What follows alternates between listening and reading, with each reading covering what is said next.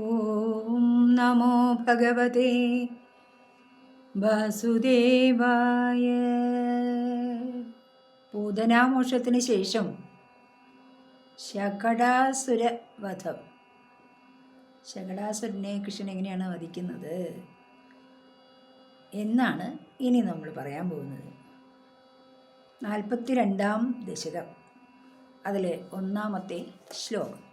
കദാപി ജന്മക്ഷദിനേ തവ പ്രഭോ നിമന്ത്രിതജ്ഞാതിവധൂമഹീസുര മഹാനസസ്ത്വാം സവിധേ നിദായസ മഹാനസാദൗ ബവൃതേ ബ്രജേശ്വരി. കുട്ടികളുടെയൊക്കെ പക്കപ്പിറന്നാൾ, അതായത് ഓരോ മാസവും പിറന്നാളുണ്ടാവും, ജനിച്ച നാളുണ്ടാവും. അപ്പം അങ്ങനെയൊക്കെ ചില ആളുകൾ ഓരോ മാസത്തെയും നാളുകൾ ആഘോഷിക്കാറുണ്ട്. പ്രത്യേകിച്ച് 3-ാം മാസത്തെ പിറന്നാൾ എന്ന് വെച്ചാൽ 3-ാം മാസത്തെ പിറന്നാൾ കഴിഞ്ഞാൽ കുട്ടി കമിഴാൻ തുടങ്ങും എന്ന് നമ്മൾ പറയും. ഇപ്പോഴും അങ്ങനെയുണ്ട്. അത്രയ്ക്ക് പ്രായമായി 3 മാസം കഴിയുമ്പോഴേക്കും കുട്ടി കമിഴാൻ തുടങ്ങും എന്ന് നമുക്ക് അറിയാം. അപ്പോൾ ആ പിറന്നാൾ കൃഷ്ണന് 3 മാസം തികയുമ്പോൾ വരുന്ന ആ പക്കപ്പിറന്നാൾ അത് ആഘോഷിക്കാൻ തന്നെ യശോദയും നന്ദഗോപരും തീരുമാനിച്ചിരിക്കുകയാണ്. അതിന് വേണ്ട ഒരുക്കങ്ങളൊക്കെ അടുക്കളയിലും മറ്റും നടത്തിക്കൊണ്ടിരിക്കുകയാണ്. എപ്പോഴും ഇങ്ങനെയുള്ള സമയത്ത് നമുക്ക് കുട്ടികളെ ഒരിത്തിരി അവരുടെ ശ്രദ്ധ കുറയും അല്ലേ.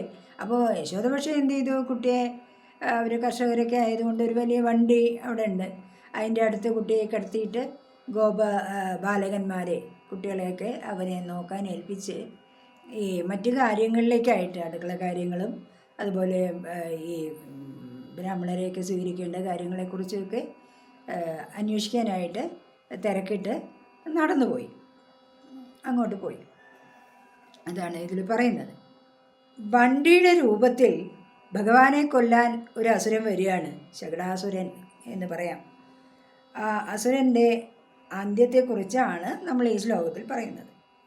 നിന്തിരുവടിയുടെ പക്കപ്പിറന്നാൾ ഇത് ഭാഗവതത്തിൽ ഇങ്ങനെ വിവരിക്കുന്നുണ്ട്.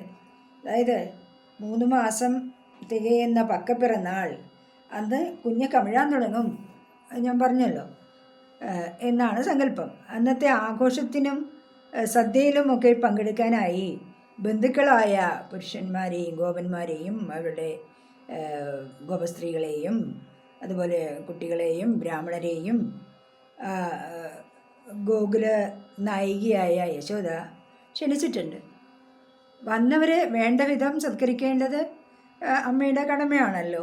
അടുക്കളയിലും മറ്റുമുള്ള ഒരുക്കങ്ങളുടെ കാര്യം അന്വേഷിക്കാനുള്ള തിരക്കിനിടയിൽ മകനെ ഒരു വലിയ വണ്ടിയുടെ അടുത്ത് കിടത്തി ബാലകന്മാരെ അടുത്ത് നോക്കാൻ ഏൽപ്പിച്ചുകൊണ്ട് യശോദ മറ്റു കാര്യങ്ങൾ ശ്രദ്ധിക്കാനായിട്ട് പോയി. പാവം കുഞ്ഞിൻ്റെ കാര്യത്തിൽ ശ്രദ്ധ കുറയുന്നത് സ്വാഭാവികമാണ്. കുഞ്ഞ് ഭഗവാനായതുകൊണ്ട് ഒന്നും സംഭവിക്കില്ല എന്ന് തന്നെ നമുക്ക് ഊഹിക്കാൻ കഴിയും. കദാപി ജന്മക്ഷദിനേ തവ പ്രഭോ നിമന്ത്രിതജ്ഞാതിവധൂമഹീസുര മഹാനസസ്ത്വാം സവിധേ നിദായസ മഹാനസാദൗ വവൃതേ ബ്രജേശ്വരി. പിന്നീട് എന്താണ് സംഭവിച്ചത്? 42-ാം ദശകത്തിലെ 2-ാമത്തെ ശ്ലോകം നോക്കൂ. തതോ ഭവത്രാണ നിയുക്ത ബാലക പ്രഭീതി സംക്രന്ദന സങ്കുലാരവൈഹി വിമിശ്രമശ്രാവി ഭവൽ സമീപത പരിസ്ഫുടദാരുജടച്ചടാരവഹ. യശോദ വണ്ടിയുടെ അടുക്കൽ കുഞ്ഞിനെ കിടത്തി കുട്ടികളെ നോക്കാൻ ഏൽപ്പിച്ചു പോയിരിക്കുകയാണല്ലോ, അടുക്കളയിലൊക്കെ കാര്യങ്ങൾ നോക്കാനായിട്ട്. കുറച്ച് കഴിഞ്ഞപ്പോണ്ട് കുട്ടി കിടന്ന സ്ഥലത്ത് നിന്ന് ഉച്ചത്തിലുള്ള ഒരു ശബ്ദം ഉണ്ടായി. കുഞ്ഞിന് കാവലിരുന്ന കുട്ടികൾ പേടിച്ച് നിലവിളിച്ചു. ആ ശബ്ദമാണ് യശോദ ആദ്യം കേട്ടത്. ഒപ്പം ഒരു മരം തവിട് പൊടിയാവുന്ന ശബ്ദവും കേട്ടു. ഇത് രണ്ടും കൂടി വളരെ ഉയർന്ന ഒരു ശബ്ദമാണ് കേട്ടത്. അത് കണ്ട് അല്ലെങ്കിൽ അത് കേട്ട് പേടിച്ച് നിലവിളിക്കുന്ന ബാലകന്മാരും ടെ ശബ്ദവും കൂടിക്കലർന്ന് ഉണ്ടായ ആ ശബ്ദം എന്താണെന്ന് ആർക്കും ആദ്യം തന്നെ മനസ്സിലായില്ല. തതോ ഭവത്രാണ നിയുക്ത ബാലക പ്രഭീതി സംക്രന്ദന സങ്കുലാരവൈഃ വിമിശ്രമശ്രാവി ഭവൽ സമീപത പരിസ്ഫുടദാരുജടച്ചടാരവഃ. 42-ാം ദശകത്തിലെ 3-ാമത്തെ ശ്ലോകം. തതസ്തദാകർണന സംഭ്രമശ്രമ പ്രകമ്പിവക്ഷോജപരാവ്രജാംഗനാഃ ഭവന്തമന്തർദൃശോ സമന്തതോ വിനിഷ്പദ ദാരുണദാരുമധ്യകം. തടി പൊട്ടിച്ചിതറുന്നതും അതുപോലെ കുട്ടികളുടെ ഭയന്ന് ഉള്ള നിലവിളിയും ഒക്കെ കേട്ട് അതങ്ങനെ വളരെ ഉറക്കെയാണ് കേട്ടത്. അപ്പോൾ അത് കേട്ടിട്ട് ഗോപസ്ത്രീകളും എല്ലാവരും പരിഭ്രമിച്ചു. നന്ദഗോപൻ്റെ ഗൃഹത്തിലാണ് ഇത് എന്തോ സംഭവിച്ചിരിക്കുന്നത് എന്ന് പറഞ്ഞ് ഇവരെല്ലാവരും വളരെ വേഗത്തിൽ ഈ സുന്ദരികളായ ആ ഗോപസ്ത്രീകളും ഓടി വന്നു.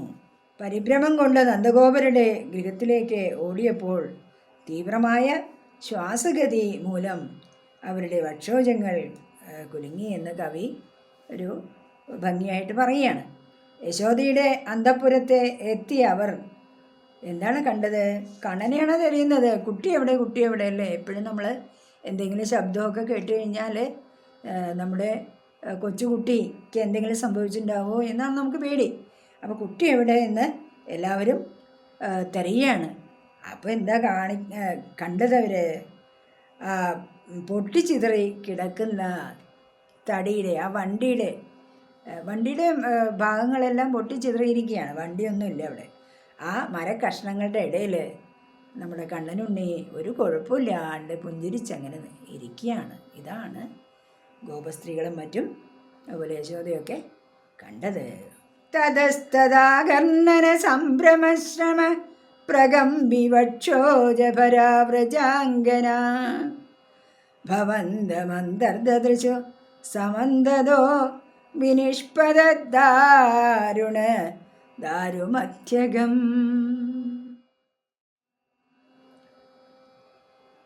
ശിശോരഹോ കിമഭൂതിതി ദ്രുതം പ്രധാവ്യനന്ദ പശുപാശ്ച ഭൂസുരാഃ ഭവന്തമാലോക്യ യശോദയാ ധൃതം സമാശ്വസന്നശ്രു ജലാർദ്രലോചനാഃ. തടി കൊണ്ടുണ്ടാക്കിയ വണ്ടി തവിട് പൊടിയായതും അത് ആ ശബ്ദം കേട്ട് കുട്ടികൾ നിലവിളിച്ചതും എല്ലാം കേട്ട് ഈ ഗോപസ്ത്രീകൾ മാത്രമല്ല ഗോപന്മാരും അതുപോലെ നമ്മൾ ക്ഷണിച്ചു വരുത്തിയ യശോദ ക്ഷണിച്ചു വരുത്തിയ പിന്നെ ബ്രാഹ്മണരും നന്ദഗോപുരം എല്ലാം ഓടി വരികയാണ്. അവർ എല്ലാവരും എന്താ പറയുന്നത്? യോ കുട്ടിക്ക് എന്ത് പറ്റി എന്നാണ്. അങ്ങനെ ചിന്തിച്ച് അവർ ഓടിയെത്തി അവർ കണ്ടതെന്താ? യശോദയുടെ കയ്യിലിരിക്കുന്ന ഉണ്ണിക്കണ്ണനെയാണ്. ഒന്നും സംഭവിച്ചിട്ടില്ല. ശബ്ദം കേട്ട് ആദ്യം ഓടിയെത്തിയത് അമ്മ തന്നെയാണല്ലേ. അമ്മയ്ക്ക് അറിയാലോ കുട്ടിയെ എവിടെയൊക്കെ എടുത്തിരിക്കുന്നതെന്ന്. വെപ്രാളപ്പെട്ട് ഓടി വന്നപ്പോൾ കുട്ടിക്കൊന്നും സംഭവിച്ചിട്ടില്ല. വേഗം കുട്ടിയെ വാരിയെടുത്ത് യശോദ നിൽക്കുന്നതാണ് എല്ലാവരും നിറകണ്ണുകളോടെ കണ്ടത്. നിറകണ്ണുകൾ എങ്ങനെയാണ്? സന്തോഷം കൊണ്ട്. കുട്ടിക്കൊന്നും സംഭവിച്ചില്ലല്ലോ എന്ന് എല്ലാവരും സമാശ്വസിച്ചു.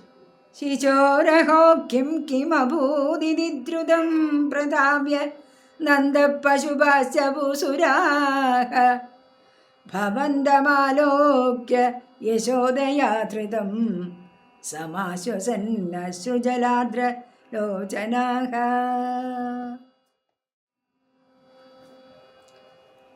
42-ാം ദശകത്തിലെ 5-ാമത്തെ ശ്ലോകത്തിൽ വണ്ടി എങ്ങനെ തകർന്നു എന്നുള്ളതാണ് എല്ലാവരും ആശ്ചര്യപ്പെടുന്നത്. കസ്കോനു കൗതസ്കുതയേഷ വിസ്മയോ വിശങ്കടം യച്ഛകടം വിപാടിതം ന കാരണം കിഞ്ചിതിഹേതി തേ സ്ഥിത സ്വനാസികാദത്തകരാസ്തുദീക്ഷകാഃ. ഇതെന്തൊരു അത്ഭുതമാണ്! ഇതെന്തുകൊണ്ടാണ്, എവിടെ നിന്നുണ്ടായി ഈ വലിയ വണ്ടി തകർന്നതെങ്ങനെ? ഒരു കാരണവും കാണുന്നില്ലല്ലോ എന്നിങ്ങനെ വിചാരിച്ച് നിന്തിരുവടിയെ കണ്ട അവർ മൂക്കിൽ വിരൽ വെച്ചുപോയി. വലിയ ശബ്ദം കേട്ട് ഓടി വന്ന ആളുകൾ കണ്ട കാഴ്ച തകർന്നു കിടക്കുന്ന വണ്ടിയും അടുത്ത് മകനെ വാരിപ്പുണർന്ന് നിൽക്കുന്ന യശോദയുമാണ്. വലിയ ശബ്ദത്തിന് കാരണം വണ്ടി തകർന്ന് തരിപ്പണമായതാണെന്ന് കാണുന്നു. ശരിയല്ലേ? ഇത്രയും വലിയ വണ്ടി എങ്ങനെ തകർന്നു? അടുത്ത് കിടക്കുന്ന ഈ പിഞ്ചു കുഞ്ഞാണോ ഇത് തകർത്തത്? ചിന്തിക്കാൻ പോലും കഴിയില്ല അല്ലേ? പിന്നെ എങ്ങനെ ഇത് സംഭവിച്ചു എന്നെല്ലാം ചിന്തിച്ച് വന്നവർ ആശ്ചര്യം മൂലം മൂക്കിൽ വിരൽ വെച്ച് പോയി. നിന്തിരുവടിയെ നോക്കി അവർ അത്ഭുതത്തോടെ നിന്നു. ഇതിനു മുമ്പുണ്ടായ പൂതനയുടെ വധവും അവർ ചിന്തിച്ചിരിക്കാം അല്ലേ? കസ്കോനോ കൗതസ്കുതയേഷ വിസ്മയോ വിശങ്കടം യച്ചകടം വിപാടിതം ന കാരണം കിഞ്ചിതികേതി തേ സ്ഥിത സ്വനാസികാദത്ത കരാസ്തുദീക്ഷകാഃ.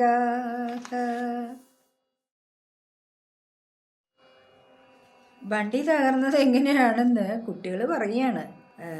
കണ്ണനെ നോക്കാൻ ഏൽപ്പിച്ച കുട്ടികൾ. 42-ാം ദശകത്തിലെ 6-ാമത്തെ ശ്ലോകം. കുമാരകസ്യാസ്യ പയോദരാർത്ഥിനഃ പ്രരോദനേ ലോലപദാംബുജാഹതം മയാ ദൃഷ്ടമനോ വിപര്യഗാദിദീശ തേ പാലക ജഗുഹു. ഗുരുവായൂരപ്പൻ ലോകപാലകനാണ് അല്ലേ?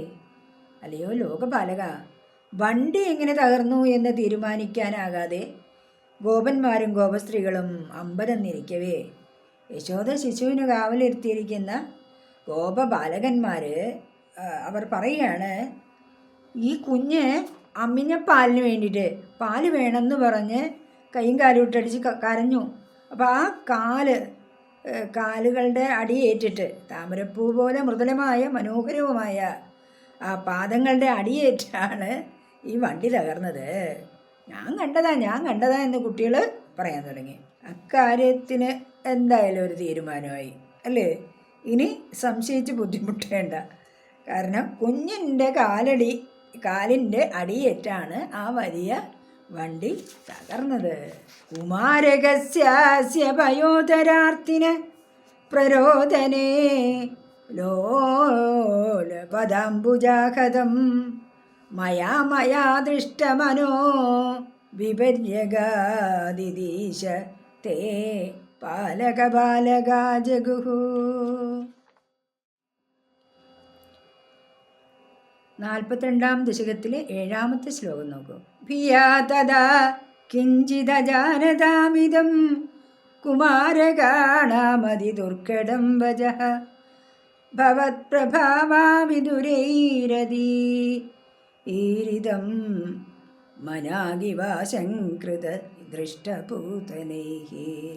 അതായത് 3 മാസം മാത്രം പ്രായമുള്ള പിഞ്ചു കുഞ്ഞ്, ആ കുഞ്ഞ് അമ്മിഞ്ഞപ്പാലിന് വേണ്ടി കൈകാലിട്ടടിച്ച് കരഞ്ഞപ്പോൾ ആ താമരപ്പൂ പോലെയുള്ള പാദങ്ങളുടെ അടിയേറ്റ് ഈ വലിയൊരു മരം കൊണ്ടുള്ള വണ്ടി തവിട് പൊടിയായി എന്ന ഈ കുട്ടികളുടെ സാക്ഷ്യം ഒരു സാധാരണ മനുഷ്യന് വിശ്വസിക്കാൻ പറ്റുന്നതല്ല. കുട്ടികൾ പേടിച്ചെന്തോ പുലമ്പുകയാണ് എന്നിങ്ങനെ ഭഗവാന്റെ മാഹാത്മ്യം അറിയാത്തവർ നമ്മളെപ്പോലെയുള്ളവർ ചിന്തിച്ചു.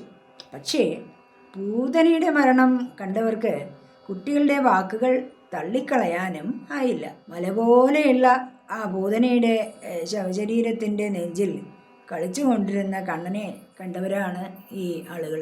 അതുകൊണ്ട് ഈ കുഞ്ഞിൻ്റെ കാലുകൾ കൊണ്ട് വണ്ടി തകർന്നു എന്ന് പറയുന്നതിൽ ചെറിയ സത്യമില്ലേ എന്ന് അവർക്ക് തോന്നുകയും ചെയ്തു. ശരിയാണ്, ഈ പ്രപഞ്ചത്തിൻ്റെ തന്നെ സൃഷ്ടിസ്ഥിതി സംഹാരങ്ങൾ നിവർത്തിക്കുന്ന ആ പരമചൈതന്യത്തിന് അസാധ്യമായി എന്താണുള്ളത്? ഒന്നും തന്നെയില്ല. അല്പജ്ഞാനികൾക്ക് ഇത് മനസ്സിലാക്കാൻ പ്രയാസമായിരിക്കും. ഭിയാ തഥാ കിഞ്ചിദജാനതാമിദം കുമാരകാണാമതിദുർഘടം വച ഭവത്പ്രഭാവാവിദുരൈരതീരിതം മനാഗിവ ശംകൃത ദൃഷ്ടഭൂതനൈഃ. തങ്ങളുടെ കുഞ്ഞുങ്ങൾക്ക് എന്തെങ്കിലും സംഭവിക്കുമ്പോൾ, അല്ലെങ്കിൽ സംഭവിക്കാൻ പോകണോ എന്നറിയുമ്പോൾ തന്നെ ഏറ്റവും കൂടുതൽ ആവലാതി പെടുന്നത് അമ്മമാരാണ്. അച്ഛന്മാർക്കില്ലെന്നല്ല, എങ്കിലും കൂടുതൽ ഈ കാര്യങ്ങളൊക്കെ പ്രകടിപ്പിക്കുന്നത്, കരച്ചിലും ഒക്കെ ഉള്ളത് അമ്മമാർക്കാണ്. ഇവിടെ യശോദയെ പോലെ തന്നെ ഗോപസ്ത്രീകളും കണ്ണന് അമ്മമാരെ പോലെ തന്നെയാണ്. അവരുടെ ആ ഒരു വിഷമങ്ങളാണ് ഈ 42-ാം ദശകത്തിലെ 8-ാമത്തെ ശ്ലോകത്തിൽ പറയുന്നത്. പ്രവാളതാമ്രം കിമിദം പദം ക്ഷതം സരോജരമ്യോനോ കരോ വിരോജിതോ ഇതി പ്രസർപ്പത് കരുണാതരംഗിത സ്തുതംഗമാപസ്പൃശു രംഗനാജനാഹ. വണ്ടി എങ്ങനെ തകർന്നു എന്നതിനെപ്പറ്റി പുരുഷന്മാരൊക്കെ ചർച്ച നടത്തിക്കൊണ്ടിരിക്കുമ്പോൾ അവിടെ എത്തിയ ഗോപസ്ത്രീകൾ കുഞ്ഞിൻ്റെ ക്ഷേമത്തെക്കുറിച്ചാണ് ചിന്തിച്ചത്. കുഞ്ഞുങ്ങളുടെ ക്ഷേമകാര്യങ്ങളിൽ അമ്മമാർക്കായിരിക്കും കൂടുതൽ അവലാതി, അല്ലേ? ഇളം തളിര് പോലുള്ള നേരിയ ചുവപ്പ് നിറമുള്ളതുമായ കുഞ്ഞിപ്പാദങ്ങൾക്ക് വണ്ടിയുടെ ഭാഗങ്ങൾ തട്ടി എന്തെങ്കിലും സംഭവിച്ചിട്ടുണ്ടാവുമോ? ചെന്താമരപ്പൂ പോലെ മനോഹരങ്ങളായ കൈകൾ എവിടെയെങ്കിലും മുറിഞ്ഞിട്ടുണ്ടോ എന്നിങ്ങനെ അവർ കുഞ്ഞിൻ്റെ ശരീരഭാഗങ്ങൾ ഓരോന്നായി പരിശോധിച്ച് കരുണാർദ്രമായ മനസ്സോടെ തൊട്ട് തലോടിക്കൊണ്ട് കണ്ണനെ നോക്കുകയാണ്. പ്രവാളതാമ്രം കിമിദം പദം ക്ഷതം സരോജരമ്യോനുകരോ വിരോജിതോ ഇതി പ്രസർപ്പത് കരുണാതരംഗിത ത്വദംഗമാപസ്പൃശു രംഗനാജനാഹ.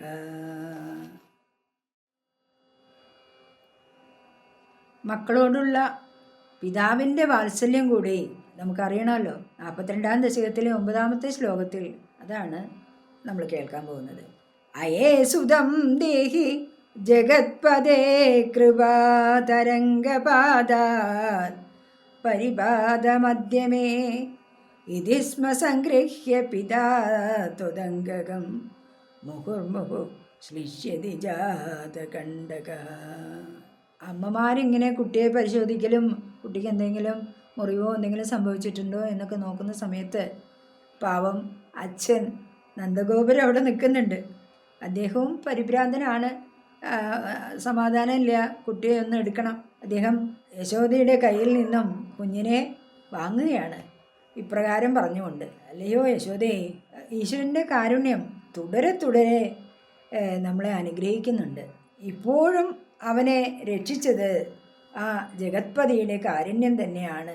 എൻ്റെ കുഞ്ഞിനെ ഇങ്ങോട്ട് തരൂ എന്ന് പറഞ്ഞ് നന്ദഗോപൻ മകനെ യശോദയുടെ കയ്യിൽ നിന്നും മാറി എടുത്തു. അദ്ദേഹത്തിന് ആനന്ദം കൊണ്ട് രോമാഞ്ചമുണ്ടായി. സന്തോഷമടക്കാനാവാതെ മകനെ വീണ്ടും വീണ്ടും മാറോടണച്ച് ആശ്ലേഷിച്ചു. അയേ സുതം ദേഹി ജഗത്പദേ കൃപാ തരംഗപാദാത് പരിപാദമധ്യമേ ഇതി സ്മ സംഗൃഹ്യ പിതാ ത്വദംഗകം മുഹുർമുഹു ശ്ലിഷ്യതി ജാതകണ്ഡകഃ. 42-ാം ദശകത്തിലെ 10-ാമത്തെ ശ്ലോകം. അനോനിലീന കില കന്തുമാഗത സുരാരിരേവം ഭവതാ വിഹിംസിത രജോപി ദൃഷ്ടമമുഷ്യ തത്കഥം സശുദ്ധ സത്വേ ത്വയിലീനവൻ ധ്രുവം. വണ്ടി തവിട് പൊടിയായതിനെ കുറിച്ചൊക്കെയാണ് നമ്മൾ ഇത്ര നേരം പറഞ്ഞത്. അതെന്താണ്? ആ ശകടത്തിൽ, ആ വണ്ടിയിൽ ഒരു അസുരൻ ഉണ്ടായിരുന്നു, അല്ലേ? ശകടാസുരൻ. പക്ഷെ വണ്ടി തവിട് പൊടിയായെങ്കിലും ആ അസുരൻ്റെ ഒരു പൊടി പോലും കണ്ടില്ല എന്നുള്ളതാണ് ഈ ശ്ലോകത്തിൽ നമ്മൾ മനസ്സിലാക്കുന്നത്. അവിടെ കൂടിയ ആർക്കും തന്നെ മനസ്സിലാകാത്ത ഒരു കാര്യം അവിടെ നടന്നിട്ടുണ്ട് എന്ന് നിശ്ചയമാണ്. പൂതനയെപ്പോലെ തന്നെ വേറൊരു അസുരൻ കുഞ്ഞു കിടന്ന അതിനരികിലുള്ള വണ്ടിയിൽ ആവേശിച്ചിരുന്നു. ശിശുക്കളെ വധിക്കാൻ ഒരുങ്ങി വന്ന ആളാണ്. ആ അസുരനെയാണ് ഭഗവാൻ തൻ്റെ പാദം കൊണ്ട് അടിച്ച് വധിച്ചത്. ഒപ്പം വണ്ടിയും അസുരൻ മരിച്ചപ്പോൾ തൻ്റെ യഥാർത്ഥ രൂപം കാണേണ്ടതായിരുന്നു അല്ലേ? വണ്ടിയുടെ ചിന്നിച്ചിതറിയ ഭാഗങ്ങളും എന്നാൽ ആ അസുരൻ്റെ ശവശരീരവും കാണേണ്ടതാണ്. പക്ഷെ അതൊന്നും ഇവിടെ കാണാനില്ല.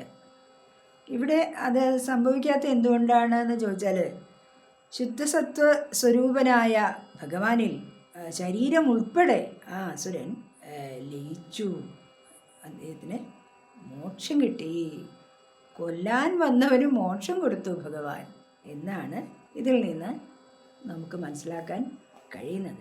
അനോനിലീനക്കില ഹന്തുമാഗത സുരാരിരേവം ഭവതാ വിഹിംസിത രജോഭിദൃഷ്ടമമുഷ്യ തത്കഥം സശുദ്ധസത്വേ ത്വയി ലീനവാൻ ധ്രുവം. 42-ാം ദശകത്തിലെ 11-ാമത്തെ ശ്ലോകമാണ്.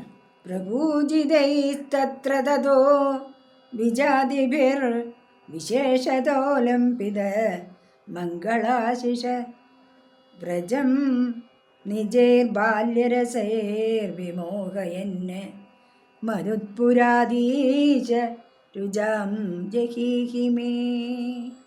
കുഞ്ഞിൻ്റെ പക്കപ്പിറന്നാളാണ് ആ ദിവസമാണ് അതൊക്കെ സംഭവിക്കുന്നത്.